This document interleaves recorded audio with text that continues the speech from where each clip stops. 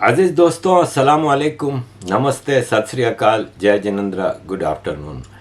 अजीज़ दोस्तों, international affairs के हवाले से कुछ चीज़ें हैं, रशिया यूक्रेन वार के हवाले से कुछ शॉकिंग न्यूज़ हैं, और अमेरिका का जो डेट बढ़ गया था और अमेरिका का इकोनॉमिक डिफ़ॉल्ट था वो किस तरह बचा, नाइजीरिया के इलेक्शंस और कुछ बहुत इम्पोर्टेंट खबरें हैं। पहले ये एक साहब का सवाल है कि Arif sahab, tell me one thing, Russia told Ukraine not to join NATO because it will be a security threat to Russia, but Ukraine was adamant to join NATO, what happened?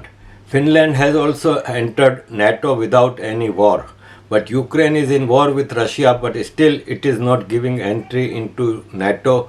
Are not NATO and America backstabbing Ukraine and destroyed Ukraine's economy of no fault of theirs? At least now Ukraine should understand this, isn't it? देखिए, कई सवाल आते हैं इसमें। पहली बात तो ये कि यूक्रेन और फिनलैंड का केस टोटली डिफरेंट है। Ukraine was not part of European Union. Finland is a part of European Union. European union के तकरीबन मुल्क नेटो का मेंबर हैं।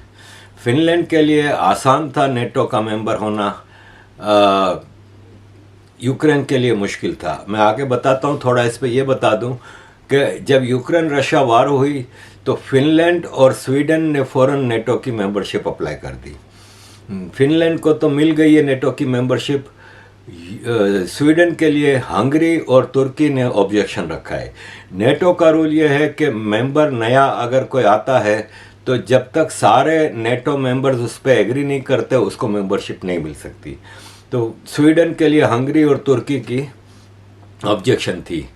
तो प्रेसिडेंट बाइडेन ने अरबगान को फ़ोन किया था पिछले दिनों और उससे बात की थी और उसको हड्डी फेंकी थी। हमारे मुसलमान लीडर्स को हड्डियां फेंकनी होती हैं। कुत्ते को आपको एक बात मनवानी हो तो हड्डी फेंकनी होती है ना। तो अरबगान को हड्डी फेंकी थी कि F-16 हवाई जहाज़ जो तुम लोग मांग रहे हो काफ़ी अरसे से, लेटेस्ट वर्जन, वो हम आपको देने को तैयार हैं और हम आपको बहुत जल्द वो सप्लाई कर देंगे। अब आप स्वीडन की मेंबरशिप के लिए अपनी ऑब्जेक्शन हटा दें। American secretary of state Blinken ने अभी एक स्टेटमेंट में ये कहा है कि हम उम्मीद करते हैं कि स्वीडन बहुत जल्द मेंबर बन जाएगा नेटो का। लेकिन हम यहाँ पे ये बता दें कि हमने जो तुर्की को F-16 जहाज़ देने की जो बात की है उसका इससे कोई ताल्लुक़ नहीं, ये गिव एंड टेक वाला मामला नहीं। लेकिन बाइडेन ने फ़ोन पे एक ही फ़ोन के दौरान दोनों बातें अरबगान से की थीं। इसका मतलब ये गिव एंड टेक वाला मामला है, ये हड्डी फेंकने वाला मामला है। फिनलैंड को मेंबरशिप मिल गई आसानी से, प्रदीप खालदकार जी, इसलिए कि Finland was not at war with Russia और एनीवन। नेटो का एक उसूल है, एक लॉ है कि किसी भी नेटो कंट्री के ऊपर अगर कोई जंग होती है ना तो पूरे नेटो मेंबर्स उस जंग को मिल के लड़ेंगे। यानी अगर नेटो के जो 40 मेंबर हैं, अगर 40 में से किसी एक मेंबर की किसी दूसरे मुल्क से जंग हो जाती है तो फिर सारे मेंबर मिल के जंग लड़ेंगे उस मुल्क के साथ। Ukraine was already at war with Russia, तो अगर यूक्रेन को ये इमीडिएटली मेंबरशिप दे देते हैं तो इनको फिर डायरेक्टली रशिया से लड़ना पड़ेगा, जो कि अमेरिका की पॉलिसी नहीं है।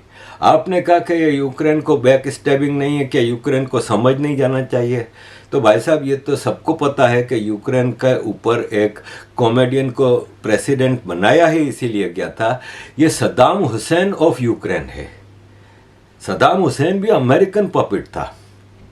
अमेरिकन इशारे पे इसने किंग फैसल ऑफ इराक को मार के सद्दाम हुसैन और इसका ग्रुप डेमोक्रेसी लाया था इराक में, किंगडम ख़त्म करके, और ये वाइस प्रेसिडेंट बना था और बाद में प्रेसिडेंट बना था। सद्दाम हुसैन ने अमेरिका के इशारे पे ही ईरान से वॉर की थी। ईरान में 1979 में जो रेवोल्यूशन आया था खुमैनी का, उसके बाद उन्होंने ईरान में, तेहरान में अमेरिकन एम्बेसी बहुत बड़ी हुआ करती थी उस ज़माने में, उस एम्बेसी के सारे लोगों को हॉस्टेज बना लिया था ईरान ने। और ईरान ने कहा था कि भाई साहब हमारे जो बिलियंस ऑफ डॉलर पड़े हैं ना, जो शाह ईरान ने अमेरिका की बैंकों में रखे थे और तुमने वो सीज कर दिए। जैसे अमेरिका की आदत है ना कि जिस मुल्क को चाहे, जैसे अफगानिस्तान में तालिबान आए सीज कर दिए जितने फंड्स थे, तो तुमने वो सीज किए, वो पैसे वापस करो। अमेरिका को बड़ी मुंह की खानी पड़ी थी। और उस वक्त अमेरिका का इस इलाके में, गल्फ में इतना ज़्यादा कोई वो नहीं था, अड्डे नहीं थे। ऑलरेडी अफगानिस्तान से एक जंग चल रही थी अमेरिका की वाया पाकिस्तान। रशिया ने, जो सोवियत यूनियन ने अफगानिस्तान में इन्वेड किया हुआ था, तो अफगानिस्तान में अमेरिका एक फुल फ्लेज वॉर लड़ रहा था। पाकिस्तान के ज़ियाउल-हक के ज़रिए हथियार सप्लाई हो रहे थे। दुनिया में CIA का सबसे बड़ा अड्डा उस वक्त इस्लामाबाद में था। हज़ारों अमेरिकन कॉन्ट्रैक्टर्स वहाँ पे लड़ रहे थे, भाड़े की फ़ौजें जमा कर रहे थे। पूरी दुनिया से जो टेररिस्ट थे, जो गुंडे थे, जो मवाली थे, जो बेकार लोग थे, जो फारिग लोग थे, उनको जमा कर करके इस्लाम के नाम पे मुजाहिदीन बना के, पूरी दुनिया के टेररिस्ट थे ना जो बाद में अलकायदा के नाम पे आए। उसमें लीबिया के थे, सऊदिया के थे, यमन के थे, चेचनिया के थे, उज़्बेकिस्तान के थे, ताजिकिस्तान के थे, पाकिस्तान के थे। पूरी दुनिया के टेररिस्टों को उधर जमा किया था। तो America was at full fledge war with Afghanistan में सोवियत के साथ। जबकि ईरान के इस तरफ जहाँ पे सऊदी अरब और ये सब हैं, वहाँ पे अमेरिका के कोई अड्डे नहीं थे। कतर में, इमारात में, ये तो बाद में सद्दाम हुसैन की मेहरबानी से अड्डे बने। उस वक्त अमेरिका को, ईरान को किस तरह कंट्रोल करता, तो इन्होंने सद्दाम हुसैन को उचकाया, पैसे दिए, हथियार दिए कि तुम लड़ो ईरान के साथ। तो सद्दाम हुसैन ने अमेरिका के कहने पे, अमेरिका की मर्जी से, अमेरिका के फ़ायदे के लिए 1981 में ईरान के साथ वॉर शुरू की थी, जिसमें मिलियंस ऑफ फौजी मरे थे दोनों तरफ के और सिविलियंस। एक फुल फ्लेज वॉर थी।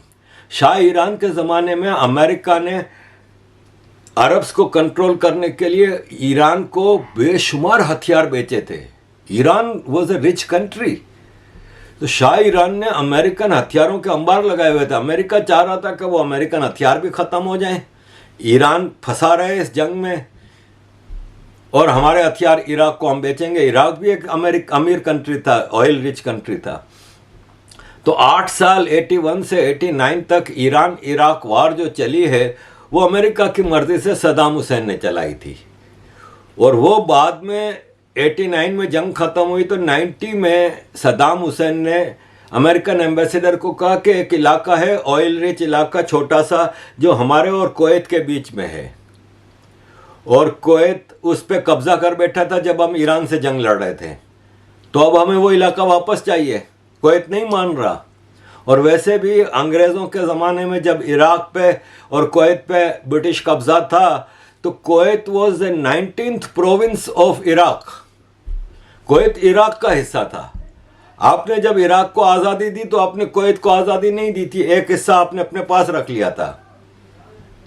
और फिर बाद में आपने 61 में कुवैत को आज़ाद किया एज एन इंडिपेंडेंट स्टेट। लेकिन चले, हम वो क्लेम नहीं करते, हमारा वो इलाका तो वापस दिलाओ कुवैत से। अमेरिकन एम्बेसडर ने कहा ये तुम दोनों का आपस का मसला है, तुम लोग जैसे सुलझा सकते हो सुलझाओ, हम इसमें नहीं बोलेंगे। तो सद्दाम हुसैन ने कुवैत पे हमला करके कब्जा कर लिया और उसको 19th province of Iraq declare कर दिया। तब अमेरिका ने सऊदी अरब को डराया कि देखो अब ये तुम पे हमला करेगा, तुम पे कब्जा कर लेगा सद्दाम हुसैन। तो सऊदी अरब, इमारात, कुवैत, कतर ने अड्डे दिए। पूरी इराक वार जो 90 में लड़ी गई है, वो कुवैत के पैसे से लड़ी। कुवैत का अमीर सऊदी अरब में आके पनाह ली थी उसने, और वो जंग लड़ी और सद्दाम हुसैन को वापस यूज़ किया था। और वहाँ से फिर सऊदी अरब, इमारात, कतर, कुवैत में अमेरिका के अड्डे बने थे। तो सद्दाम हुसैन अमेरिका का एक जाहिल एजेंट था जो यूज़ हुआ। यही ज़ेलेंस्की है, यही यूक्रेन का ज़ेलेंस्की है। अमेरिका इसको हथियार पे हथियार सप्लाई कर रहा है, लेकिन कुछ जंग अमेरिका वहाँ पे जाके नहीं लड़ रहा, और इसीलिए इसको मेंबरशिप नेटो की नहीं मिल सकती। दूसरा मसला ये है कि फिनलैंड है ना, इसमें कोई रशियन नहीं रहता। वहाँ के लोग फिनिश कहलाते हैं। फिनिश पॉपुलेशन है, उनकी अपनी ज़बान है, अपनी कल्चर है, अपनी डिस्टिंक्ट एथनिसिटी है, सब कुछ है। वो यूरोपियन कंट्री है। यूक्रेन हिस्टोरिकली रशियन पार्ट है। यूक्रेन की majority population Russian speaking, Russian ethnic के लोग हैं। तो यूक्रेन के केस को आप यूरोप के किसी और मुल्क से जोड़ नहीं सकते। लैटविया, लिथुआनिया भी सोवियत यूनियन में थे, लेकिन जब इनको आज़ादी मिली तो वो यूरोपियन यूनियन का हिस्सा बन गए। उस पर रशिया ने इसलिए इतना ज़्यादा नहीं बोला कि लिथुआनियन, लैटवियन लोग एक डिस्टिंक्ट एथनिसिटी है, डिस्टिंक्ट लैंग्वेज है, डिस्टिंक्ट कल्चर के लोग हैं। उनका इतना ज़्यादा रशिया से मेल खाता नहीं है जितना बेलारूस और यूक्रेन का है। ये एक्चुअली रशिया के ही पार्ट थे, लेकिन जब सोवियत यूनियन डिसमेंबर हुआ तो ये एक इंडिपेंडेंट कंट्री बन गया था यूक्रेन। यूक्रेन पे जब से ज़ेलेंस्की को अमेरिका लाया है, अमेरिका वहाँ पे एडवेंचरिज्म कर रहा है। अब आप ये देखें कि अमेरिका का एक हथियार है patriot missile, patriot missile battery. Patriot missile battery है ना, वो एक एक बैटरी यानी एक एक सिस्टम जो है ये मिसाइल का, ये 2 से 5 बिलियन डॉलर का है। और अमेरिका इस पे बड़ा इतराता है, अमेरिका को बड़ा इस पे गर्व है कि ये पैट्रियट मिसाइल कभी भी कोई मिसाइल अटैक होगा ना कहीं से भी तो इसको इंटरसेप्ट कर देगा। ये काउंटर मिसाइल अटैकिंग सिस्टम है। कि एक मिसाल है कि पैट्रियट मिसाइल की बैटरी लगी हुई है पाकिस्तान में। अब इंडिया अगर वहाँ पे मिसाइल पाकिस्तान पे मारता है तो पैट्रियट मिसाइल एक्यूरेटली उन मिसाइल्स को रास्ते से ही उड़ा देगा। ये अमेरिका के मुताबिक ये total complete full proof system है। अमेरिका ने recently 3 patriot missile battery system Ukraine को सप्लाई किए कि आपके ऊपर अगर रशिया मिसाइल पर हमला करता है तो आप इससे इंटरसेप्ट करो। रशिया ने क्या किया कि ये जो पैट्रियट मिसाइल है ना, ये आम मिसाइल को इंटरसेप्ट कर सकता है, लेकिन एक मिसाइल जो रशिया के पास है वो है हाइपरसोनिक मिसाइल। हाइपरसोनिक मिसाइल दुनिया का मोस्ट डेवलप्ड लेटेस्ट टेक्नोलॉजी वाला मिसाइल है।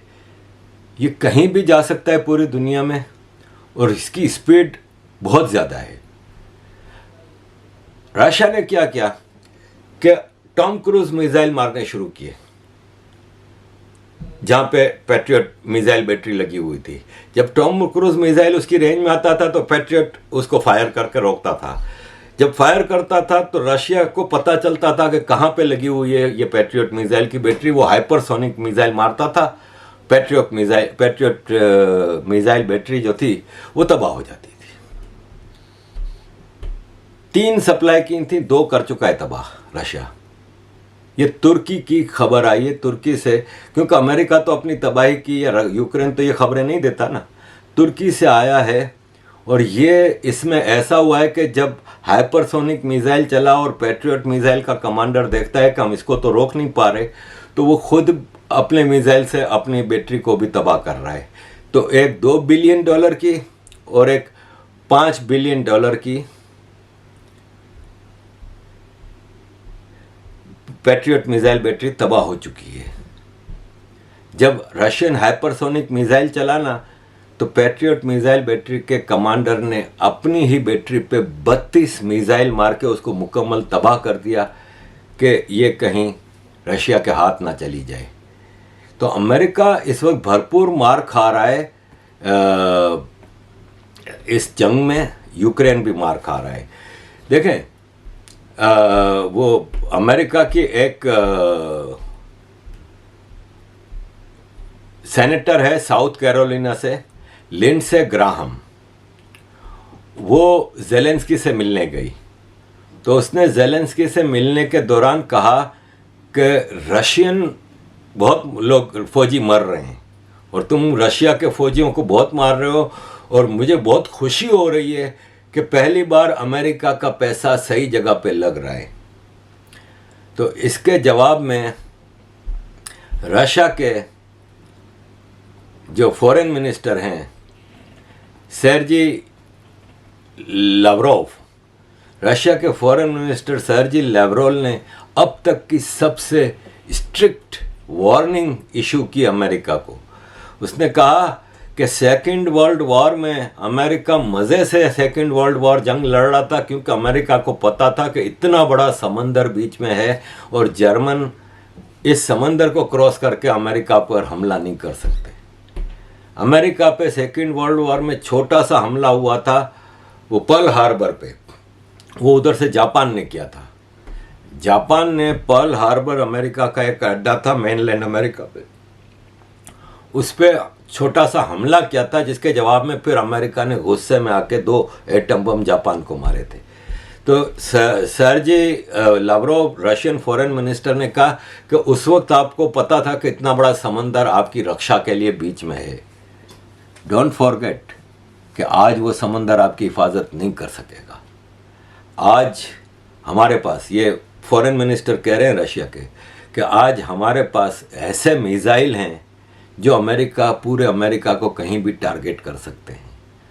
और हम इस जंग में किसी भी हद तक जाने को तैयार हैं। हमारे डिस्पोजल पे जितने हथियार हैं हम वो सब इस्तेमाल करेंगे। इसका मतलब एटम बम। और यही बात पुतिन ने भी अपने बयान में कही है अभी रिसेंटली, कि ये ना भूल करना कि हम इस जंग में ये सोचेंगे कि हम ये हथियार इस्तेमाल नहीं करेंगे और ये हथियार इस्तेमाल करेंगे। हम हर वो हथियार जो हमारे पास है, इंक्लूडिंग एटम बम, वो हम इस्तेमाल करेंगे। चाइनीज़ एनालिस्ट ने ये रिपोर्ट दी है कि इस वक्त जो मिसाइल और जो लेटेस्ट टेक्नोलॉजी के एटम बम रशिया के पास हैं, वो दुनिया में किसी के पास नहीं, इंक्लूडिंग अमेरिका। रशिया के जो मिसाइल एंड एटम बम जो हैं, जिस लेवल पे उनका डेवलपमेंट हो चुका है, वो इतना दूर तक मार कर सकता है और इतना इफेक्टिव होता है कि आप सोच भी नहीं सकते। तो रशिया की मिसाइल्स की मार अमेरिका को टारगेट कर सकती है। अमेरिकन इस्टेब्लिशमेंट में खलबली मची हुई है अंदर खाने। बाइडन आजकल रोज जगह जगह गिर रहा है, ऐसे ही नहीं गिर रहा। अमेरिका में खलबली मची हुई है कि अगर ये जंग अब हमने इतनी बढ़ा दी है, अगर ये जंग हमारे कंट्रोल से बाहर हो गई और कहीं रशिया ने मेनलैंड अमेरिका पे हमला कर दिया, तो अमेरिका कहीं का नहीं रहेगा। तो अजीज़ दोस्तों, ये इस वक्त रशिया यूक्रेन के हवाले से बहुत ख़तरनाक सिचुएशन है। इसलिए चाइना पे अमेरिका ने फिर होला हाथ रख दिया है और अमेरिका के प्रेसिडेंट बाइडन ने ये कहा है कि हम चाइना के साथ बहुत अच्छे ताल्लुकात चाहते हैं। अभी आपको याद होगा कि G7 की मीटिंग हुई थी हिरोशिमा जापान में, जहाँ पे प्राइम मिनिस्टर नरेंद्र मोदी जी भी गए थे। वहाँ पे अमेरिका के प्रेसिडेंट जो बाइडन ने ये कहा था कि चाइना और अमेरिका के ताल्लुकात हमेशा से अच्छे रहे और हम नहीं चाहते कि ये ताल्लुकात ज़्यादा ख़राब हों। वो तो चूँकि एक चाइनीज़ स्पाई बैलून आ गया था, आपको याद होगा ना, वो बलून एक अमेरिका के ऊपर उड़ रहा था, वो चाइना का, और तो उस वजह से थोड़े हमारे ताल्लुकात ख़राब हो गए थे। लेकिन मैं समझता हूँ कि प्रेसिडेंट बाइडन ने कहा कि मैं समझता हूँ कि हमारे ताल्लुकात चाइना से बहुत अच्छे रहेंगे। और उसने कहा कि लास्ट ईयर, बाइडन ने कहा कि लास्ट ईयर जी जिनपिंग के साथ G20 की मीटिंग में मेरी मुलाकात हुई थी और हमारे ताल्लुकात काफ़ी अच्छे हैं और अच्छे रहेंगे और चाइना का हमारे साथ कोई ऐसा मसला नहीं है। हम चाइना के साथ बहुत अच्छे ताल्लुकात चाहते हैं। अजीज़ दोस्तों, ये था चाइना रशिया यूक्रेन के हवाले से कुछ छोटी खबरें आपके साथ शेयर करूंगा कि अमेरिका है ना, वो पूरी दुनिया में ग्लोबल हेल्थ फंड के नाम से एक CDC फंड है, ग्लोबल हेल्थ के नाम से, वो मुख्तलिफ़ कंट्रीज़ को देता है, जिसमें पाकिस्तान को $400 मिलियन हर साल देता था अमेरिका। वो अमेरिका ने रोक लिया है। अमेरिका ने कहा कि ये फ़ंड अब हम पाकिस्तान को नहीं देंगे। वैसे कई मुल्कों के रोके हैं, इसमें भारत भी है। भारत, बांग्लादेश और कई मुल्कों के ये फ़ंड रोक दिए हैं, लेकिन उसका असर ज़ाहिर है भारत को या किसी को कुछ नहीं पड़ना, लेकिन पाकिस्तान को बहुत पड़ना है। 400 मिलियन पाकिस्तानियों के लिए बहुत लंबी रकम है, क्योंकि ये डायरेक्ट हेल्थ के नाम पे आते हैं, जाते आर्मी और पॉलिटिशियंस की जेब में है। अजीज़ दोस्तों, एक और छोटी खबर आपके साथ शेयर करना चाहूँगा कि नाइजीरिया में इलेक्शन हुए और एक बहुत बड़ा पॉलिटिशियन है बोला टिनुबू है ना, वो प्रेसिडेंट नाइजीरिया का हलफ उठाया है। और मोहम्मद बुहारी जो पहले एक आर्मी जनरल था, वो 2 टर्म ऑफिस में रहा, अब ये बोला टिनुबू जीता है। नाइजीरिया की सिग्निफिकेंस अगर आपको समझनी है तो छोटा सा इशारा है कि अफ्रीकन कॉन्टिनेंट की सबसे आबादी वाला मुल्क है नाइजीरिया। नाइजीरिया में बोको हराम नामी बीमारी काफ़ी अरसे से है।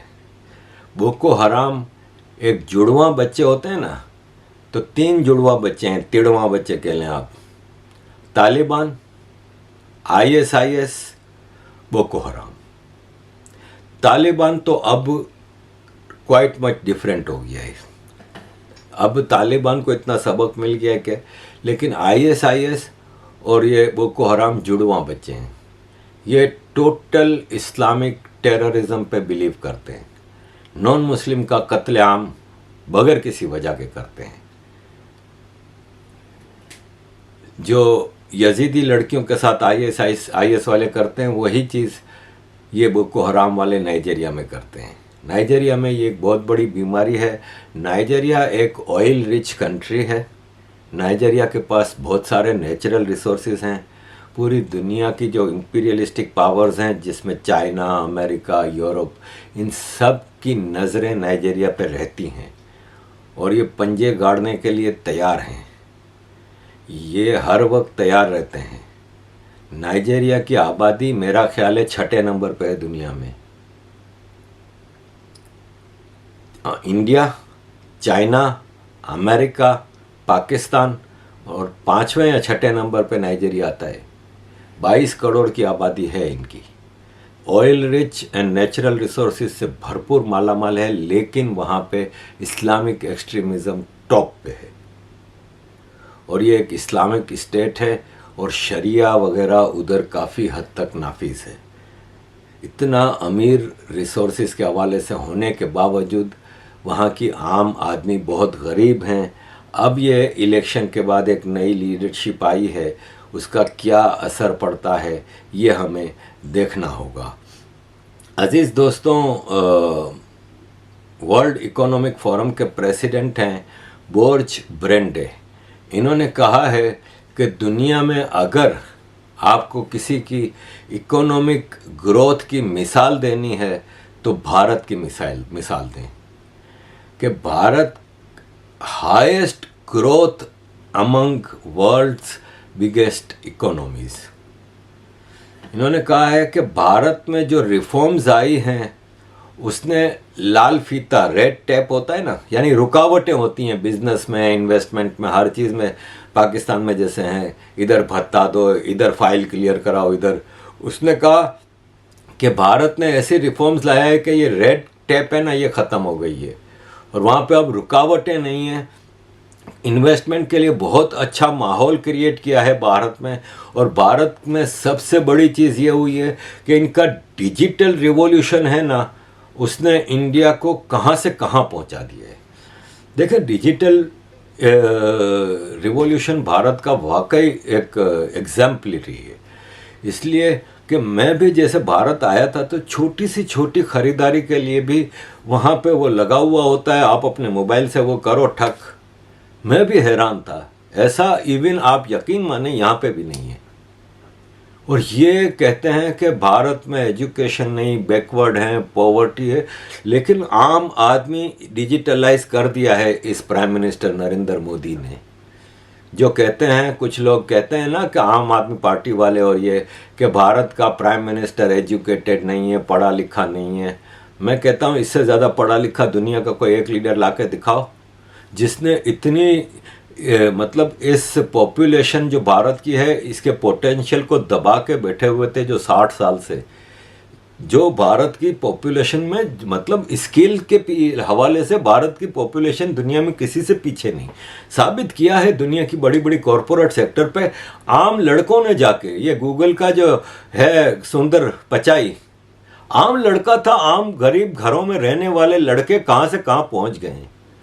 ये अंदर का टैलेंट है। ये टैलेंट उभारने में लीडरशिप का सबसे बड़ा किरदार होता है, आप उसको क्रेडिट दें कि ना दें। तो ये इस वक्त भारत की सिचुएशन है। अजीज़ दोस्तों, लंबी हो गई वीडियो, मेरे पास काफ़ी टॉपिक्स हैं। आखिरी टॉपिक आपके साथ शेयर करता हूँ कि इंग्लैंड में वापस प्राइसेस रिकॉर्ड तोड़ रही हैं चीज़ों की। आप यकीन माने, मैं हैरान होता हूँ, शॉपिंग के लिए जाता हूँ, 1 पाउंड की चीज़ जो आज से साल 1.5 साल पहले 1 पाउंड की होती थी 2.5 पाउंड की हो गई है। पहले 2 पाउंड की हुई, अब 2.5 पाउंड की हो गई है। महीनों में प्राइसेस इतना ज़्यादा भाव बढ़ रहा है, मैं हैरान होता हूँ। आम सब्जी फ्रूट जो रेगुलर चीज़ें खरीदने की हैं, मतलब आप यकीन माने कि हमें समझ ही नहीं आती कि हम महीना कैसे पूरा करें। इंग्लैंड में आम आदमी की चीखें निकली हुई हैं, एनर्जी प्राइसेस बढ़ गई हैं, फूड कंज्यूमर प्राइसेस तबाही, हर लिहाज से इंग्लैंड का इस वक्त बुरा हाल है। महंगाई, जॉबलेसनेस, इनकम कम छोटे बिजनेस की, सोशल हिसाब से भी इंग्लैंड में बहुत ज़्यादा मामला चल पड़े हैं। इंग्लैंड का जो इंडिजिनियस गोरा है वो हद से ज़्यादा परेशान है, सोच रहा है कि किस तरह हम इन चीज़ों को कंट्रोल करें। माइग्रेशन हो रही है, इलीगल माइग्रेशन, दबा के कश्तियाँ भर भर के लोग आ रहे हैं और फिर यहाँ की सरकार उनको होटलों में रख रही है।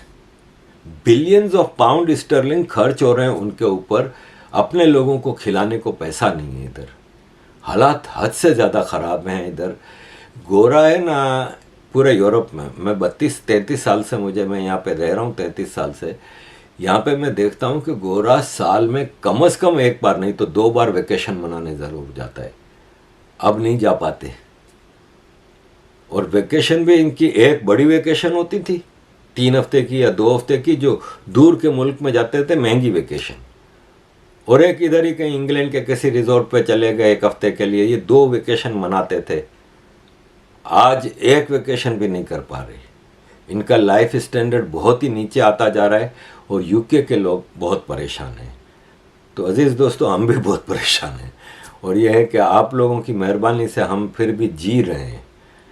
तो प्लीज़ आपका सपोर्ट जारी रखें, आपके सपोर्ट से ही हम ज़्यादा से ज़्यादा आपके साथ अच्छा प्रोग्राम कर सकते हैं। थैंक यू वेरी मच अजीज़ दोस्तों for all your support, keep supporting.